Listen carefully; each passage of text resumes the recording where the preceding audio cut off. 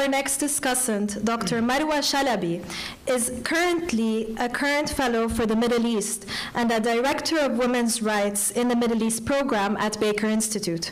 Her research is in the field of comparative politics and research methodology, with a concentration on Middle Eastern politics, gender politics, and democratization. Her ongoing research investigates the dynamics of female political representation in the MENA region.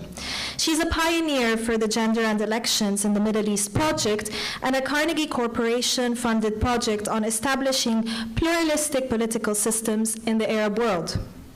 Her research is also supported by the Women's Rights in the Middle East Endowment, the Bonik Institute, and the Issam Faris Institute for Public Policy. Dr. Shalaby is currently working on a book manuscript exploring female political representation under authoritarian systems.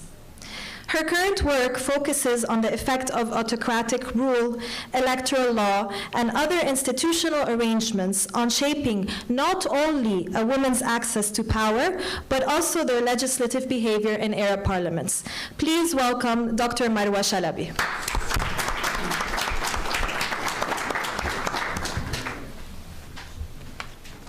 Good afternoon, everyone. I'm not going to be as passionate and as loud as Mr. Gabra, but I'll try my best. Let me know if you can't hear me. Again, thank you very much, Imad, for inviting me to your book talk today. I'm very honored to be here. It's my first time at LEU, and Dr. Imad was my guest at Rice University a few weeks ago, and I expressed my deep fascination with his book, and then he was kind enough to invite me to discuss the book. So first, I want to start with kind of an overview on the main arguments and the main parts of the book for those who did not read the book. I'm pretty sure that most of you have read it already, but just in case, to cover the ground. And then I will talk a little bit about the contributions of the book to the field and where do we go from there. And then I have a little bit of a critique, of course, which I will address to you in a kind of a Q&A kind of format between me and you. I'm hoping that you address these critiques. So kind of in a nutshell, the book deals with how globalization, with its diverse political, security, and cultural frameworks, have eroded state-controlled economies, leading to the demise of the nation-state and the rise of communitarian and decentralized government structures in the aftermath of the Arab uprisings. So the first part of the book, it lays out the main theoretical framework of the book, which I think Dr. Jabra talked very well about, this kind of conflict between political theorists. There's a very long existing kind of conflict between these Hobbesian notions of legitimacy and Locke's liberal democracy. In the book, Dr. Salamey talks about Hobbes and Locke's notion of political legitimacy and democracy and their applicability to the MENA region in the aftermath of the Arab uprisings. For instance, Hobbes asserts that the legitimacy of a political system rests on its ability to protect citizens. They protect the citizens' lives and properties. In contrast, Locke and the progressive liberal camp, they argue that liberty and preservation of individual freedoms are essential for the establishment and the survival of any political system. While the MENA region has witnessed the dominance of the Hobbesian notion of legitimacy over the past few decades, Salamey argues that the economy or the struggle between these two notions has clearly surfaced in the Middle East after the Arab uprisings, with the collapse of one state after another along sectarian and ethnic lines, which led to rising demands for the Hobbesian state, primarily concerned with maintaining peace and curbing violence while putting the issue of individual freedoms and liberties on the side. They just forget about this for now and control the situation that we have. In the second part of the book, Salamey challenges the previous theories of Arab exceptionalism. So we know all as comparativists, we know all this how the region is always pictured in Middle Eastern research in the West as kind of an exceptional region. It has its own set of peculiar political, security, and cultural kind of factors. In the book, he challenges that.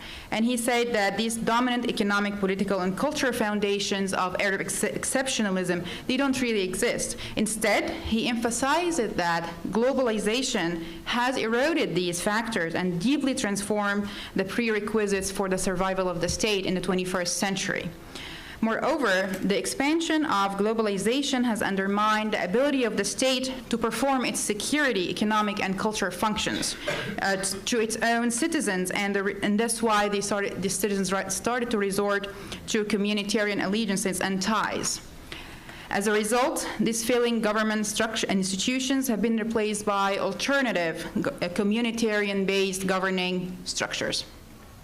So in the third and the last part of the book, Dr. Salamey builds on this idea of communitarianism, and he outlines the notion of communitocracy, where he focuses on the religious communitocratization of Arab, thank you, Imad, for making the words very hard to pronounce, of Arab politics, thank you very much, of Arab politics as a result of the emergence of religious and ethnic minorities as the dominant players in the region. He analyzes in the book the way the traditional functions of the state has transferred to decentralized local communities with globalized networks and interconnectedness. Globalization, which has inspired, it's kind of a paradox, right? Because globalization has inspired the masses to pursue these liberal ideals during the Arab uprising, has mainly led also to the decline of nationalism and the rise of communitarianism, a process that he describes in the book and his other publications as the process of double movement, I think, and Imad can talk more about that in the book discussion. He argues in the book there are 6 main features that would characterize a communitocracy from kind of our understanding of a nation state. First, communitocracies are always bound by common history, symbolism, values, and traditions that transcend geographic allocations. Second, power is determined by the relevance of these various communities within the polity. Mainly, the ability of a communitarian group to persist determines its power within the whole plurality system. Third, the communitocracy is founded by political factors that transcend a state's geopolitics. And the allocation of power within a communitocracy is determined by the interaction of inter- and intra-communitarian politics. Also, state communitocracy manifests the power distribution of the various communities in a state. And finally, different forms of communitocratic states vary according to the communitarian degrees of integration. I know that it's a lot of communitarian and communitarian, I know that. Strong convergence of communitarian politics interests is more likely to lead to greater power centralization and vice versa. So the book concludes with a discussion of the challenges facing the survival of communitocracies, as we all know, mainly the communitarian exclusionism. So Salamey argues that it's essential to build inclusive rather than exclusive communitocracies, and he concludes by saying that the survival and legitimacy of state within a multi-communitarian constituency seems to depend on the delicate management of political pluralism and the attainment of a wide-reaching and integrative political system. So this is kind of the main arguments of the book, kind of a summary of the whole, the 3 parts and 3 main parts of the whole book. So in my opinion, I'm going to talk about the contributions of the book. So I think one of the main contribution is the thorough and kind of a systematic analysis of what went wrong. So we have lots of studies, this kind of scholars that came after the Arab Spring pretending to be Middle East scholars. We have many of them in the US and Europe. So we have lots of studies kind of trying to understand what led to the Arab Spring, what are the causes of the Arab Spring, what are the determinants of the Arab Spring. We don't have that much study kind of investigating, okay, what went wrong after the Arab Spring, and what's the way out of this. So I think Imad did a great job kind of outlining the problem, and also what's the way out of this problem in his own view.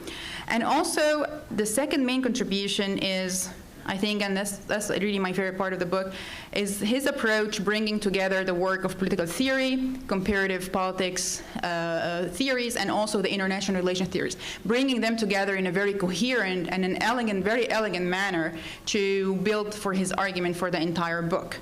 And I do see the relevance of your theory, not just for the Middle East, but I also see it in the US and the way that Trump came to power and the best days of our lives that we're living right now in the US.